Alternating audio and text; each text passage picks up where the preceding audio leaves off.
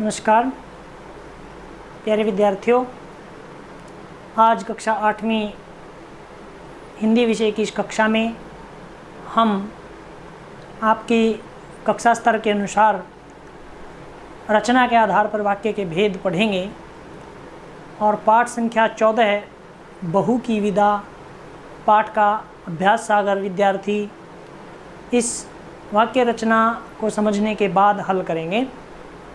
तो सभी बच्चे ध्यानपूर्वक देखें रचना के आधार पर वाक्य भेद। रचना का अर्थ है बच्चों बनाना, बनावट, फॉर्मेशन, यानी कि वाक्य कैसे बनाए जाते हैं, रचना कैसे की जाती है वाक्यों की, इस आधार पर वाक्य के कितने भेद हैं। सर्वप्रथम तो विद्यार्थियों हमें ये पता हो कि वाक्य क्या है। सबसे पहले लिखेंगे, समझेंगे कि वाक्य क्या है। सार्थक शब्दों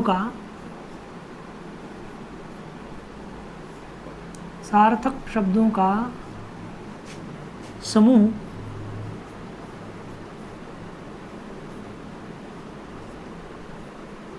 जो पूर्ण अर्थ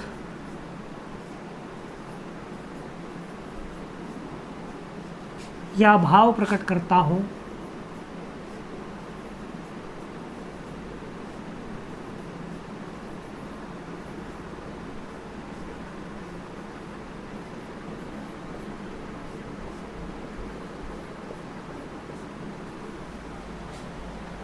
सार्थक शब्दों का ऐसा समूह जो किसी पूरे अर्थ को अथवा पूरे भाव को प्रकट करता हो, उसे हम वाक्य कहते हैं। तो रचना के आधार पर वाक्य के जो है वो 3 भेद हैं बच्चों। ये है वाक्य, ये वाक्य है। फिर रचना के आधार पर इसके 3 भेद हैं। सबसे पहला है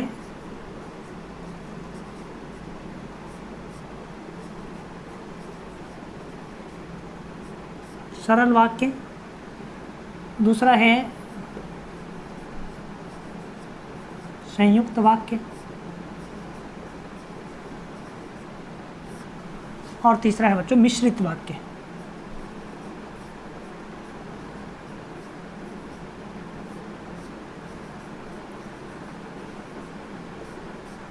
मिश्रित वाक्य, सरल वाक्य को हम साधारण वाक्य भी कहते हैं।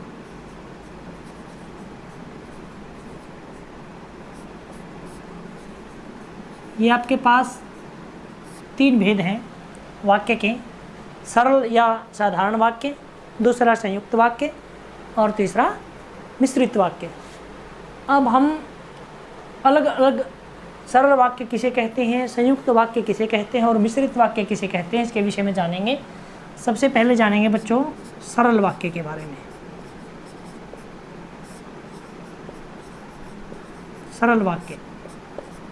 सरल वाक्य किसे कहते हैं, जिसमें एक या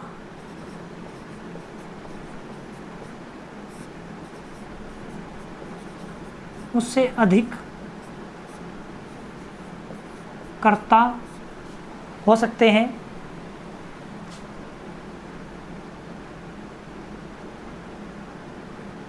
कर्ता हूँ, परंतु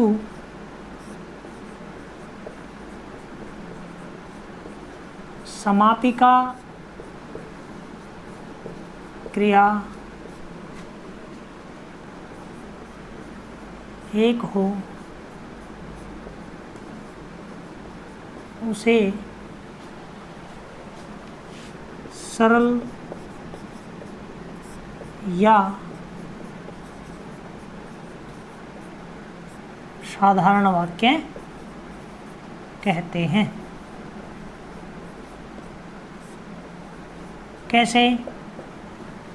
जैसे हमने लिखा कि एक हो सकता है कर्ता या उससे अधिक भी हो सकते हैं। जैसे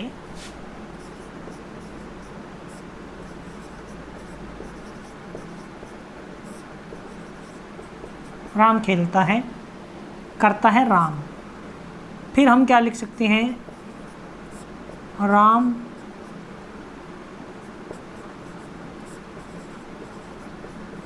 और श्याम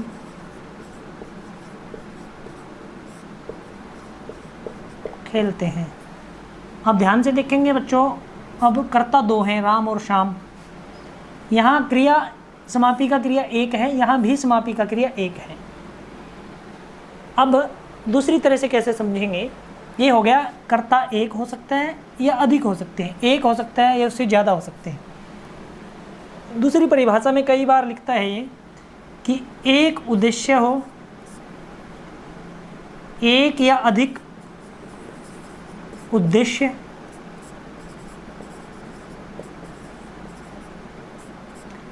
और एक विधेय। एक विधेय यानी कि सरल वाक्य की पहचान है कि उसमें एक या उससे अधिक उद्देश्य हो सकते हैं और एक विधेय हो सकता है और एक ही समापी का क्रिया हो सकती है। समापी का क्रिया हमने समझ लिया, समापन करने वाली क्रिया एक ही होगी। कर्ता एक से ज़्यादा हो सकता है, एक भी हो सकता है। अब समझते हैं हम उद्देश्य को और विधेय को। अब जैसे राम खेलता है, तो जिसके विषय में वाक्य में बताया जाए वो होता है उद्देश्य। जैसे यहाँ राम के विषय में बताया गया है, तो राम क्या है बच्चों, यहाँ ये है उद्देश्य और खेलता है ये है विधेय।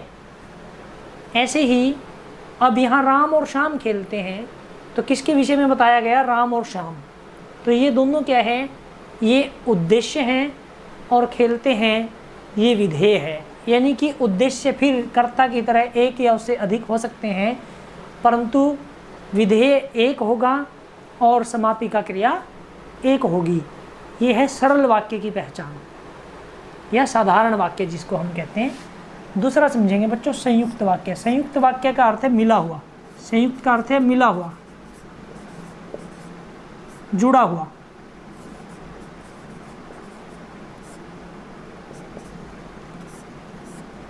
ये दो स्वतंत्र सरल या साधारण वाक्यों के जुड़ने से बनता है।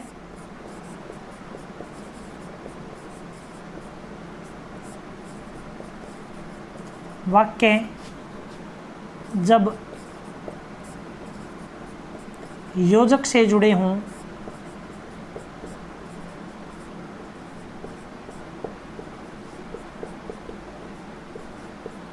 तो संयुक्त वाक्य होता है।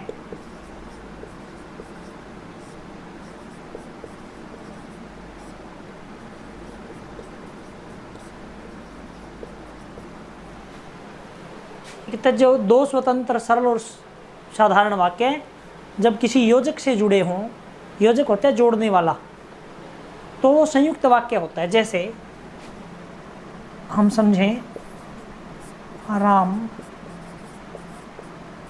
खेलता है और सीता सोती है। तो यहाँ ध्यान रखें, अगर दोनों वाक्यों को अलग अलग कर दें तो दोनों का अलग अलग अर्थ रहता है। जैसे राम खेलता है ये एक वाक्य है, सीता सोती है ये एक स्वतंत्र वाक्य है, और ये क्या है, ये है योजक। ये योजक से जुड़े हैं। तो संयुक्त वाक्य जो है वो योजक से जुड़ा होता है। दोनों अलग अलग वाक्यों को अलग अलग कर देने पर स्वतंत्र अर्थ देने वाले होते हैं। ये संयुक्त वाक्य की पहचान है। योजक इसमें और, अथवा, या, और, अथवा, या आदि योजक शब्दों से जुड़ा होता है। तो ये है संयुक्त वाक्य की पहचान। तीसरा है बच्चों मिश्रित वाक्य, जिसको ध्यान से समझेंगे।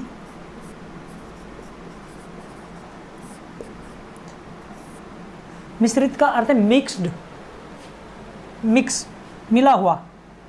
इसमें क्या है, इसमें एक प्रधान वाक्य है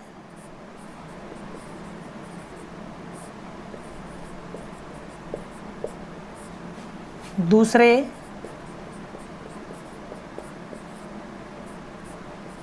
आश्रित उपवाक्य से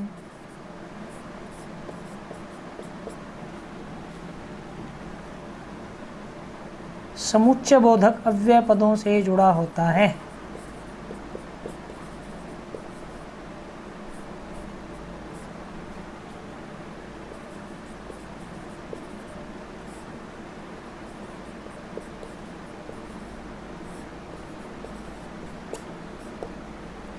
समुच्चय बोधक अव्यय योजक पदों से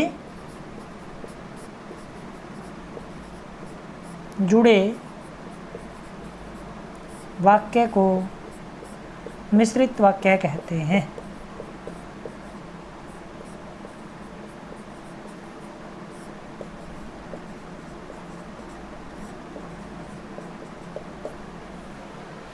इसमें ध्यान रहे कि एक वाक्य प्रधान और दूसरा उसके ऊपर आश्रित होता है, यानी एक वाक्य की क्रिया मुख्य और दूसरे की आश्रित क्रिया होती है। जैसे फसल समय पर, वर्षा समय पर होती तो फसल अच्छी होती। तो इसमें तो क्या है, इसमें देखेंगे कि, किंतु, परंतु, इसलिए, तो आदि योजक शब्दों से जुड़ा होता है। जैसे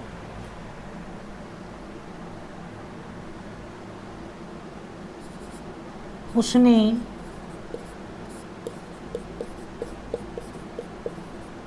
परिश्रम नहीं किया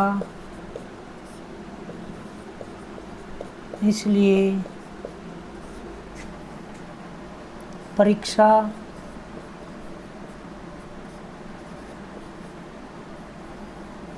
परीक्षा में अनुत्तीर्ण हो गया। लिखता है उसने परिश्रम नहीं किया इसीलिए परीक्षा में अनुत्तीर्ण हो गया। तो परीक्षा में अनुत्तीर्ण होना क्रिया आधारित है। उसने परिश्रम नहीं किया, परिश्रम अगर वो करता तो परीक्षा में उत्तीर्ण हो जाता। यानी एक क्रिया दूसरी क्रिया के ऊपर आधारित है। एक मुख्य वाक्य है और दूसरा आश्रित उपवाक्य है। यहाँ दोनों स्वतंत्र वाक्य होंगे, ये भी योजक से जुड़ेंगे, ये भी योजक से जुड़ेंगे। तो सरल वाक्य की पहचान आपको स्वतः ही हो जाएगी। लेकिन सरल, संयुक्त और मिश्रित को अलग जब करेंगे तो ये ध्यान रखेंगे कि मिश्रित वाक्य में एक क्रिया दूसरी क्रिया के ऊपर आधारित होती है। एक कार्य का होना दूसरे कार्य के होने पर आधारित होता है। और संयुक्त वाक्य में दोनों वाक्य स्वतंत्र होते हैं। अगर योजक को हटा दें तो दोनों वाक्य अपना पूरा अर्थ देते हैं। अगर यहाँ देखें, उसने परिश्रम नहीं किया, ये एक वाक्य है जो अपना पूरा अर्थ देता है। परीक्षा में अनुत्तीर्ण हो गया, यहाँ जो है आकांक्षा बनी रहती है, जिज्ञासा बनी रहती है कि कौन फेल हो गया, कौन अनुत्तीर्ण हो गया। तो अर्थात आकांक्षा बनी रहती है। इसका अर्थ यहाँ ये वाक्य पूरा नहीं है, ये उपवाक्य है। तो ये उपवाक्य है, ये आश्रित उपवाक्य है। और ये पूरा वाक्य है, उसने परिश्रम नहीं किया, ये पूरा वाक्य है। तो ये सरल वाक्य भी है और ये वाक्य नहीं है, ये उपवाक्य है। तो इसमें आपने ध्यान रखना है कि मिश्रित वाक्य में एक प्रधान वाक्य होता है और दूसरा उसके ऊपर आश्रित होता है। एक क्रिया दूसरी क्रिया के होने पर आधारित होती है। इस तरह से तीनों का भेद समझते हुए आप पाठ संख्या 14 बहु की विदा का जो अभ्यास सागर का कार्य है वो सभी बच्चे हल करेंगे। धन्यवाद।